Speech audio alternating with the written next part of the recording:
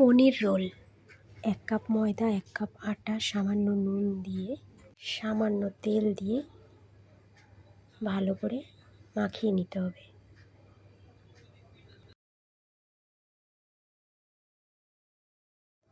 তারপর এইভাবে রুটিটা বানিয়ে নিতে হবে। রুটি বানানোর পরে এরপরে তেল দিতে হবে। তেল দিয়ে পুরো রুটিটার ওপর মাখিয়ে দিতে হবে।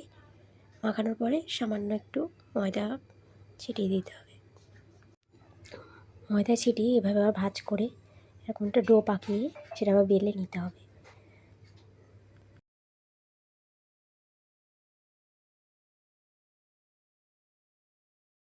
বেলা হয়ে গেলে এভাবে রুটির মতো সামান্য একটু একবার দুবার ছেঁকে নিতে হবে।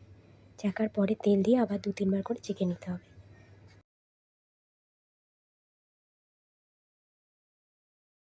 এরপর তেলে রসুন, কাঁচা লঙ্কা, পেঁয়াজ, ক্যাপসিকাম দিয়ে ভাজতে হবে।